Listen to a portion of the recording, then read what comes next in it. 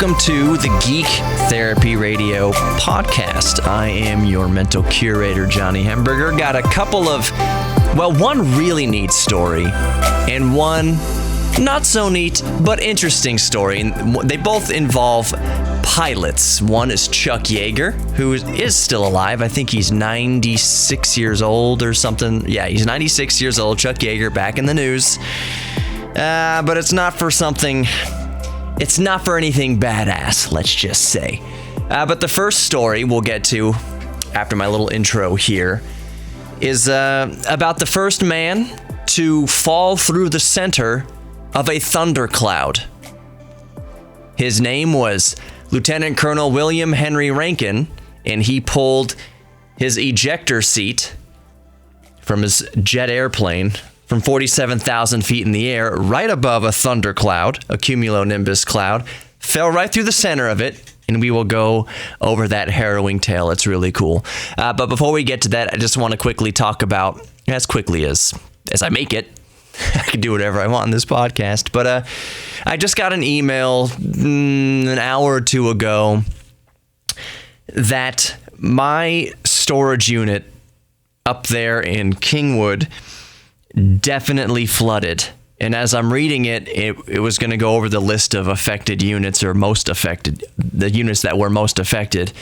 And first unit was the B unit. My unit is B. Well, I'm not going to repeat it, but it's B. It is that building that was most affected. And as I'm recalling, there's train tracks and then like a gully, and then the storage units, the B section, the B unit of storage units. So if there was any unit that was going to get flooded, it was that one. So the question is now, how much of my stuff did I lose? I had a lot of,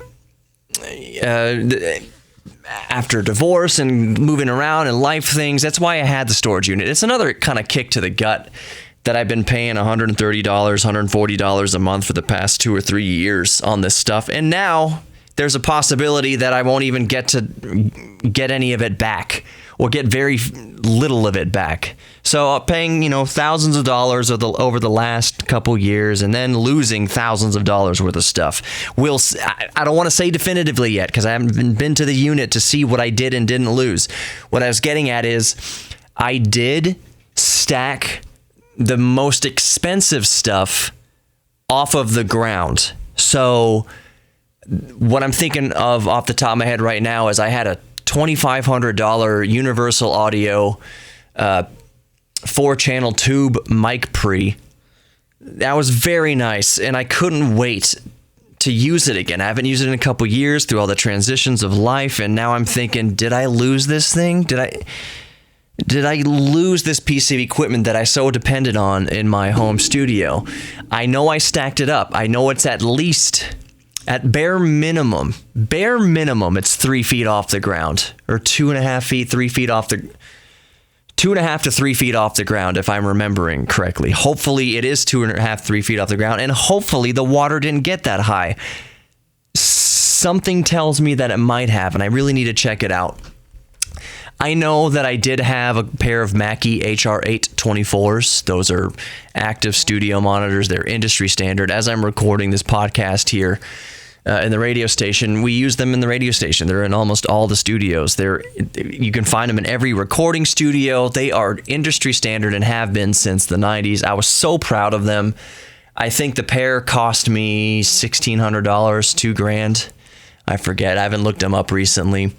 I know that back when I bought them, they were definitely over $800 a piece. It was an investment. Both of these pieces of equipment were professional investments in what I do, which is not just podcasts and not just radio shows, but I got my degree in audio engineering, and I used to be way more active in mixing albums for people and making my own music and mastering albums for people and just kind of the audio production side of things. And those were huge investments into what I did. So those Mackies, I hope, I don't recall if I had them up off the ground or not, or just stacked on top of each other or side by side. I hope I had them up. I know there's definitely a big screen TV that's going to have been destroyed. I know there's definitely a desk, a wooden desk, possibly two. One of them is an heirloom that my father used through college and his entire life, and I would really like to have kept that. I'm going to see the state of that. It's going to be a bummer if I lose that because there's sentimental value to that. I know that for sure my arcade cabinet is going to have been destroyed. Arcade cabinets are made of particle board, and I love that arcade cabinet, second only to the DeLorean as far as material things are concerned. I know that's definitely a goner. There's no way particle board like that, as old as it is, survived the flood. So we'll see about that. Did I mention my studio desk? I had a big, it was called a producer desk or something like that. It was a big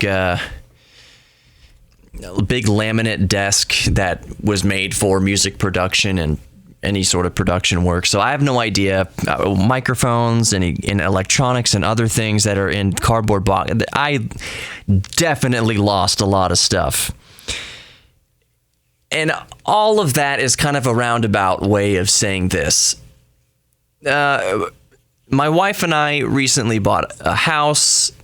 I feel like, the reality of the moment is that, how much should I say?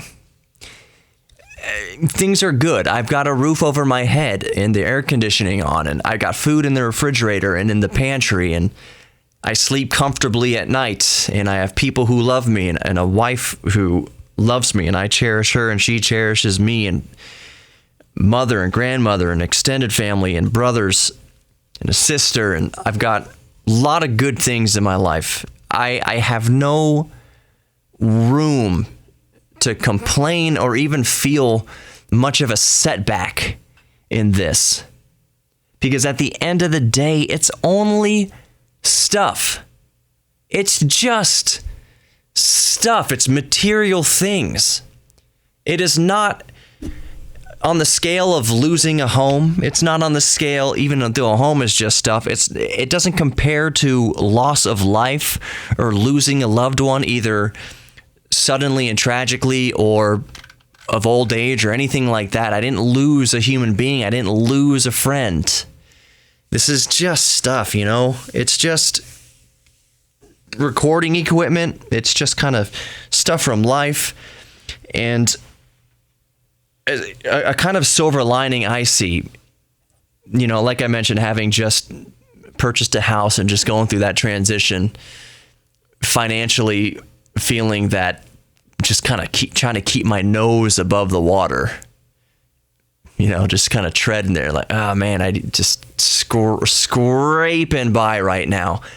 But it's so that I can have a home. It's so that I can have AC. It's so that I can have food. It's so that I can have electricity. So I have all those things covered. The fact that I'm not rich or, penny pinching through the month, that's okay. It's just the current state of affairs. Maybe, that'll get better in the future, hopefully. Keep working for it. But it doesn't matter. I've got what I need. I've got everything I need. I have more than I'll ever deserve. Every time I hear an air conditioning kick on in the nighttime, this is a lesson that I learned back in 2006 or 7 when I was living in an apartment up near the Woodlands in Spring. I had no money. I remember looking into my cabinet and being bummed out that, I had a bag of rice and there was cat food for my cat, and just thinking to myself that the tastiest thing I have in this apartment right now is cat food. And every once in a while, just to taste something, like I said, I had rice, I had something to fill my belly with, but taking a piece of cat food every once in a while and eating the one piece of kibble of cat food just to taste something with flavor. And going through a year of that or so, it came to the point at that point in my life where I told friends that, I kept telling them, I'm not going to come. I'm making excuses not to come out after waiting tables or after work, hanging out with people. Oh, no, I got to go back home and do whatever. I've just finally told them, I said, I'm broke. I can't afford to go out. And you know what my friends did? The people I waited tables with and my friends, they're just like, we weren't asking if you had money. We'll cover you. Just, we want you to come out. And as soon as I kind of just was honest with my group of friends in my circle that I'm broke, the reason why I'm making excuses I can't come out is just like, I can't afford anything and I feel bad. You know, if I got one beer from the bar and then thinking I can't, how's that going to budget into enough gas to get home? Am I going to have 30 cents left over for gas to get enough gas to get home? Being at that point, I went to, I was freelancing at the time. That's why I was broke, really, is not just, I wasn't waiting tables at that time. That's right. But I still had all those friends that waited tables from where I used to wait tables up there at the Cheesecake Factory. So I was so broke for this year after I quit waiting tables and decided to freelance with music, mixing people's albums, mastering people's albums. And I remember being so broke when you're not even living paycheck to paycheck. You're living client to client and you're trying to make that stretch out. And I couldn't pay for my cable bill, let alone a TV bill. I had an internet bill and I just couldn't pay it. The lights turned off a couple times. When the next couple, the day or two later, I'd finally call the electric company to pay the bill, turn the lights back on.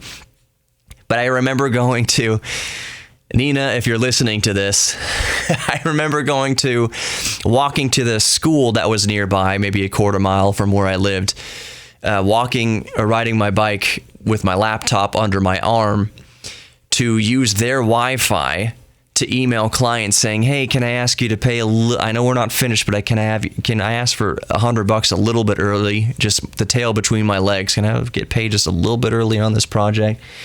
It was horrible, but the lesson I learned there was that every time I would be laying awake, I had horrible insomnia at this time, be laying awake, just kind of being bummed out and depressed. I had broken up with a girl a year earlier, still depressed about that. Going through all that, I would hear the electricity or the air conditioner kick on, and I just like smack myself. What am I complaining about? I'm laying here feeling sorry for myself on a comfortable bed, all things considered, with a roof over my head and the air conditioning. In air conditioning. Those are luxuries. So you need a roof to survive. You need food to survive. You need shelter and food and water. I had that. The air conditioning was a luxury. I was like, I'm so broke, but I have air conditioning. I'm living luxuriously compared to most people on the planet. At least 95% of the people on the planet. I'm living better than them. Air conditioning is a luxury. You can argue that back and forth in Texas. I could have probably made it to my mom's house if I needed to desperately have air conditioning or something like that, but I didn't, was too proud. Point is, I could afford just barely enough to have air conditioning. So every time air conditioning turns on now in my life, no matter where I'm at financially or what's going on, I just remember, I realize how lucky I am, how blessed I am, how good I have it, and just it puts things into perspective and what I feel comfortable complaining about. And I usually don't like to complain. So that's all a roundabout way of saying the storage unit, it flooded. I know I lost things. If it turns out that I lost everything in that storage unit, it's just stuff. And the silver lining to all that is that the storage company is basically saying, come get whatever you want out of it so we can remediate. So get what you want out of it and abandon what you don't want. So those of you who've moved or you've moved out of storage units and you know that stuff can be expensive when you clean the stuff, when you get rid of the stuff. It costs money to have people come take things away. Oh, I don't need this refrigerator anymore. You can't just toss it in the dump. It's kind of hard to get rid of stuff. You have to pay people to come take it from you, basically. So part of their remediation process is that they told us get what we can out of it and just abandon what we can't take, because they're just basically going to toss it all out themselves. So that's a little silver lining, is that I don't have to pay for that, because I did plan on leaving some stuff and calling 1-800-JUNK or whatever to come take it away, or Goodwill or something to come get it. So that's a little silver lining. We'll see. I'll update you on what I didn't and didn't lose. It's just crap. It's just stuff. Even if it's expensive, it's just stuff in the long run. I'm just venting to you. 15 minutes. That wasn't quick at all, but my regular listeners know that when I say real quick, that doesn't really mean real quick. All right. Buck up, bucko. I'm good. Bottom line is I'm good. Don't worry about me. I'll be just fine. Just fine. Full fridge, full pantry, house. I'm a homeowner with my wife. We're good. I've got a DeLorean in the garage. I am fine. Don't worry about me.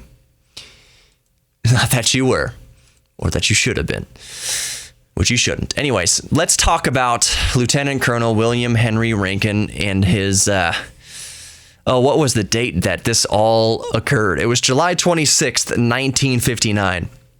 I'm going to read this from the Wikipedia article, and then we will discuss it. And by discuss it, I mean you will kind of vicariously live the discussion through me at the end of this harrowing account. On July 20, this is where it starts. On July 26, 1959, Rankin was flying from Naval Air Station South Weymouth, Massachusetts, to Marine Corps Air Station Beaufort in South Carolina.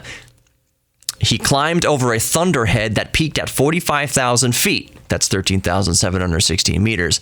Then at 47,000 feet, over 14,000 meters, and at Mach 0.82, so just below the speed of sound, he heard a loud bump and rumble from the engine. The engine stopped, and there was a fire warning in his cockpit. He pulled the lever to deploy auxiliary power, but the lever broke off in his hand. Though he was not wearing a pressure suit, at 6 p.m. he ejected. Remember, this is 47,000 feet. At 6 p.m. he ejected into the minus 50 Celsius, minus 58 Fahrenheit, air. He suffered immediate frostbite, and decompression caused his eyes, ears, nose, and mouth to bleed. His abdomen also swelled severely. You got gas in your stomach. It swells when it decompresses like that. Ever bring a balloon, by a side note, ever bring a balloon into an airplane? Just tie a balloon up without blowing it up. Just tie it and then bring it into an airplane or climb a mountain. It expands. That's what happens to his body when he ejected out of the pressurized cabin. So his abdomen swelled severely. He did, however, manage to make use of his emergency oxygen supply. 5 minutes after he abandoned the plane, his parachute had not opened. So he was free falling for 5 minutes with his parachute not opening. While in the upper regions of the thunderstorm with near zero visibility, the parachute opened prematurely instead of at 10,000 feet or 3,000 meters due to the storm affecting the barometric parachute switch and causing it to open. So the parachute opened when he was still way high up in this thunderstorm cloud because of the various pressures in the thunderstorm cloud. After 10 minutes, Rankin was still aloft, carried by updrafts and getting hit by hailstones. So when the parachute was pulled inside of the thundercloud, the updrafts pushed him higher in altitude. He wasn't falling anymore when the parachute came open. He was being lifted up higher into the cloud after the parachute opened and getting pummeled by hailstorms. Back to the article, or back to Wikipedia. Violent spinning and pounding caused him to vomit. Lightning appeared, which he described as blue blades several feet thick and thunder that he could feel. So Rankin has thunderbolts flying around him in his parachute while he's frostbitten, suffering from severe decompression, getting pelted in the face with hailstones. Just nuts. Also, the rain forced him to hold his breath to keep from drowning. There's so much rain and so much moisture and water in that thundercloud that he had to hold his breath to keep from breathing it in and drowning. One lightning bolt lit up the parachute, making Rankin believe that he had died. Conditions calmed, and he descended into the forest. His watch read 6:40 p.m. It had been 40 minutes since he had ejected. 40 minutes floating around there in the atmosphere inside of a thunderstorm. Almost an hour. He searched for help and was eventually admitted into a hospital at, I can't pronounce this, Ahoskie, North Carolina. He suffered from frostbite, welts, bruises, and severe decompression. Holy crap. At first, when I heard this story, I heard about the guy who ejected out of his airplane at 47,000 feet. I was just thinking, oh, wow, that's really high up. That's going to be really cold. He probably suffered from decompression. His eyes probably bled or whatever. That must be a harrowing tale. I didn't realize that he had fallen through a thunderstorm cloud. Through in the middle. He remains to this day to be the first and only person. Is he the first and only person? I would say that he is probably, the only person to ever go through a thunderstorm in a parachute. The entirety of a thunderstorm cloud in a parachute. When you skydive, you don't jump through clouds. Not even nice, fluffy, innocent-looking clouds. It is against protocol when you go skydiving to go through clouds because clouds can ice things up. Clouds can disorient you. You can't see anything. It's just extremely dangerous to jump through a cloud when you're skydiving. And I mean, typically this is kind of the type of skydiving where you pay to tandem jump with somebody. You pay $100 or $200 and they strap you to a professional and you jump out of an airplane. Typically that's at about around 16,000 feet or so, which is plenty high. That's almost 3 miles up in the air. It actually is about 3 miles up in the air. 5,280 times 3, you're about 3 miles up in the air, 16,000 feet. That's not 47,000 feet. And when you are up at 16,000 feet, even in the summertime, even if you do it here in Houston where I am at right now, if it's 100 degrees on the ground, it is much, much cooler up in the air. 60 degrees, 50 degrees, it's downright cold up there. You feel it. Skydiving is very refreshing in that way in the summertime. You're hot, you're in that whole suit, you get in the airplane and you can't wait to jump out of the airplane into the nice cool air.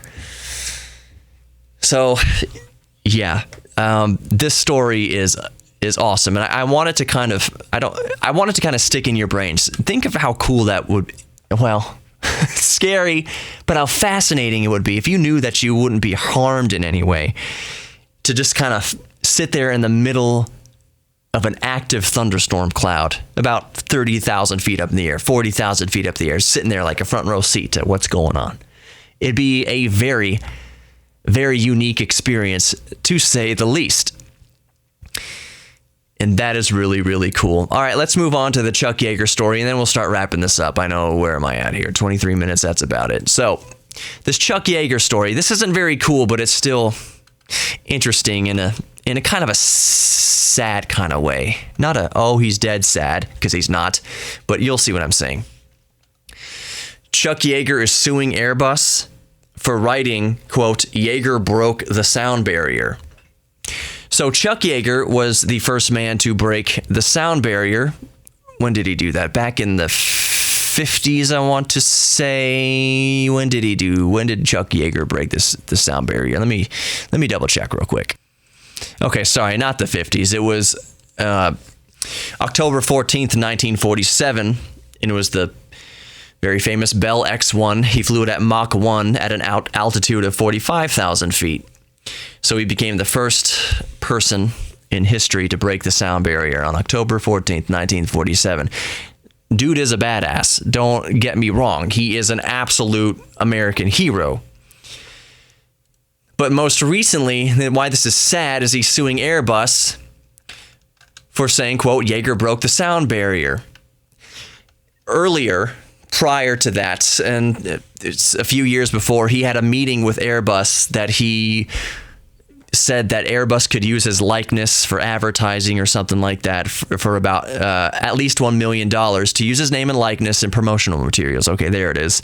So Airbus initially refused the offer. Well, they completely refused the offer. So years later, in 2017, Airbus had an article for a helicopter. Basically, all it said is, 70 years ago, Chuck Yeager broke the sound barrier. And we're trying to break the cost barrier. It cannot be speed at any cost or whatever. So it just said a fact. Chuck Yeager broke the sound barrier. Chuck Yeager is suing them because he feels that they used his intellectual property and his likeness, and especially after a meeting they had saying where he didn't want his name or likeness used for less than $1 million.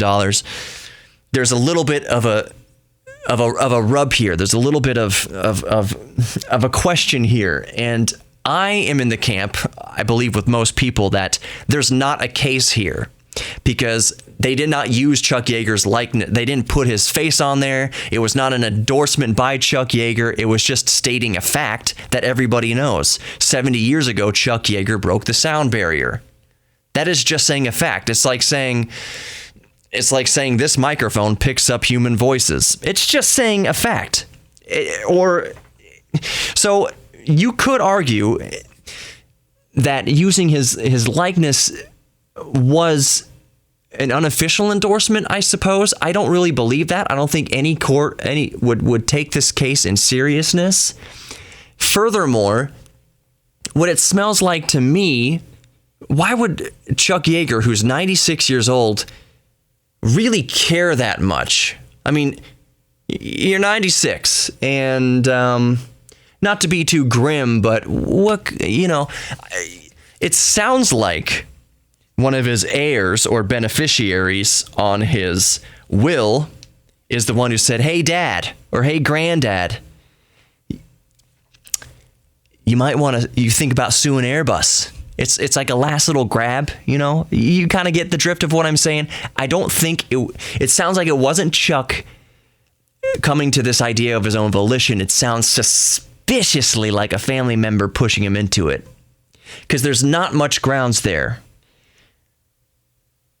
Chuck Yeager talked to Airbus years ago about using Chuck Yeager for endorsements, about having Chuck Yeager as an official a spokesperson for Airbus. They didn't agree to that deal. Both parties went their separate ways. So is this just stating a fact that 70 years ago Chuck Yeager broke the sound barrier? Is that using intellectual property? I personally don't think it is. I'll wrap it up there. I want to know what you think about this. I want to know what you think about anything in this episode. GeekTherapy at iHeartMedia.com. GeekTherapy at iHeartMedia.com. Do you think there's more to this Yeager story? Do you think that he's doing this of his own volition, or you think the way I think, that it sounds like a family member trying to squeeze one last drop out of the Yeager orange before he